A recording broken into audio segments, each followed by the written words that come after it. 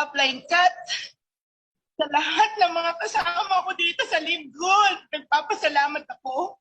Sa lahat ng mga directs ko, alam niyo kung sino kayong lahat, na kayo yung mga kauna-unahang sumagot sa tawag ko. Sa excitement ko, naniwala kayo sa akin. Thank you for answering my call, for playing the video, the Power Landing page. Thank you so much. Gusto kong i-shout out ang kauna-unahang best friend ko sa Samar, Lea Go. Siyang kauna-unahang kong cheque, $25. This morning, this afternoon, 4 o'clock, when I checked my genealogy, hindi po ako makapagsalita. I got $927.5 na nangungutak na yung mga $4, $2, $2.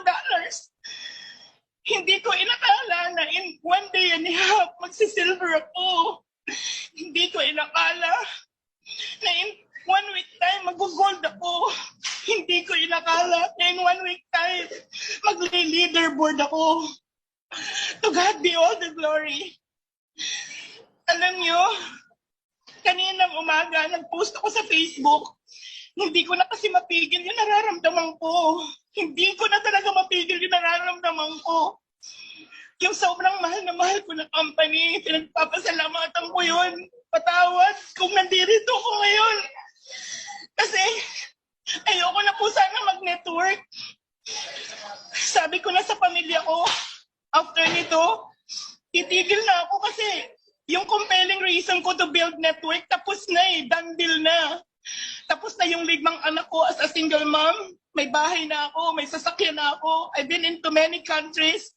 Yung fulfillment na hinahanap ko sa buhay ko, binigay ng Diyos. Pero noong February 8, yung isang saddest moment na announcement sa amin, isa sa company namin, nung tumawag ako sa mga leaders, at dama ko ang bigat ng puso ko. Dama ko ang bigat ng puso ko na hindi pa pala tapos ang laban. Hindi pa pala tapos ang boxing. Kasi meron pa akong obligasyon sa mga tao na kailangan ko silang tulungan. Itawid at abutin ang kanilang mga pangarap. Pasensya na Dunkin Donuts, maingay ako. Katapos niyan, ayaw po papayag ang grupo ko. Sabi nila, apply, we're not yet over until it's over. Partner Vic, ikaw ang nagsabi niyan. Kausap ko yung applying ko more than an hour. Nag-concede ako after that kasi wala na talaga. That was Friday, 9 o'clock in the morning. Tapos nag-pray ako. Allow me to share this to you. Gusto ko lang pong i-share sa inyo na ang Live Good ay dumating sa akin in God's perfect timing. Kasi naniniwala ko ako, tayo ay nagdarasal, dinidinig ng Diyos ang ating mga dalangin as long as we trust, we listen, and we obey.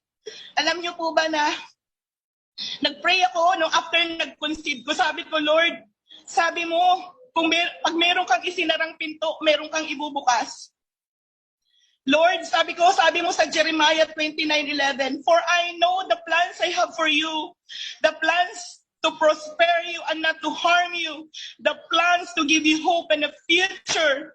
Kiniklaim ko po ito, Lord. Alam nyo, mga ka-Live Good, sa mga guests natin, I even pray to God na patahanin niya ako, patulugin niya ako, kasi ilang linggo ako hindi nakakatulog. Imagine mo yung may minamahal ka, na bigla ka na lang iiwan. Ang sakit nun. But praise God, kasi magtiwala ka lang sa Diyos. Nag-submit ako sa Panginoon, nag-concede ako. But here is the story that I want to tell you. Listen guys, kung gaano ka-perfect ang timing ng Diyos. When I opened my eyes around 1 o'clock in the afternoon that very Friday, the Power Landing page, siyang bumulaga sa mukha ko. Ang tanong, bakit timing? Bakit timing na hinipo si partner, si upline Ferna ng Diyos, isend mo yan kay Dilma kasi ready na siya. Alam niyo po ba ng Friday, February 8, kaliwat ka na ng offer sa akin ng iba't ibang company, hindi po ako nagmamalaki. True po ito, there are companies offering me big offer, nice offer, praise God. But I prayed so much God of wisdom, and God is so good all the time God is so good. And you know what happened? Upon watching the video, sabi ko kay upline, call me back now. But let me tell you this, January 26, I was at the church. My upline was texting me. Sabi niya ganun, B, call ako. Sabi ko, nasa church po ako. Tapos maya-maya, B, call ako. Sabi kong ganun, kumakain kami ng mga anak ko. Wala siyang tigil, persistent. Sabi niya, B, usap tayo. Sabi ko, about saan ba yan? Kasi kung business yan, okay na ako dito. Sabi kong ganon, kita tayo, kapi-kapi tayo, pero walang business. Yun ang sabi ko. And praise God, para dun sa mga nag-i-invite, be sincere. Be sincere. Be intentional. Alam niyo kung bakit? Kung si partner, si upline Fernan, nag-give up sa akin, wala na. Tapos na boxing. Pero alam niyo po ba na hindi niya ako hinintuan? Kaya nagpapasalamat ako sa iyo from the bottom of my heart. Upline ko, mahal na mahal ko talaga kayo, promise. Kasi hindi lang ako, hindi lang yung buhay ko yung binago mo. Nag-uumpisa pa lang tayo. Imagine mo, ang bilis, hindi ako makapaniwala. Isang linggo, hindi po ako halos makatulog. Sumasabog ang cellphone ko, kaliwat kanan talaga yan. Promise. Alam nyo, I focused to be focused. I did a laser focused. I hustled. I worked it out. I sweat it out.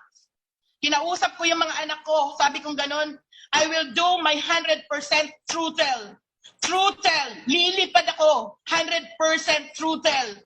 Intindihin niyo ako, hindi muna ako magpapakain ng aso, hindi muna ako magkikintindi ng kahit ano dito sa bahay.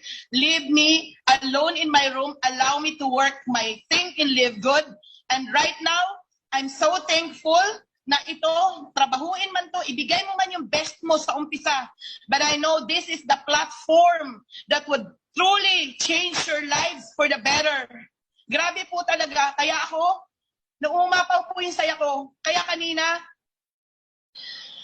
alam niyo po ba na may mga sinabi ako sa Facebook? Anak, paki-open mga yung Facebook ko.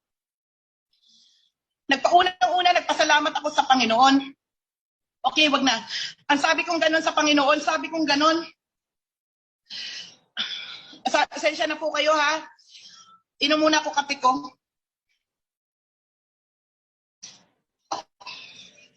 Speechless po talaga ako, promise. Partner upline Fernan, salamat. Pinag-pray ko po ito na ayoko man nang magsalita. Pero sobra naman po akong selfish. Pag sarili ko lang yung intindihin ko, gustong-gusto ko lang tumulong sa mga upline ko. Mga leaders dyan. Alam mo, sabi ko, o Diyos ko, maraming salamat po sa mga biyaya at pagbutihan mo. To God be all the glory. Sabi ko, shout out sa mga friends ko na na-PM ko na, please reply, time is gold, the opportunity is now here. Alam mo, sabi ko, huwag nang magduda sa opportunity na nasa harap mo, magduda ka sa pagdududa mo. Just saying.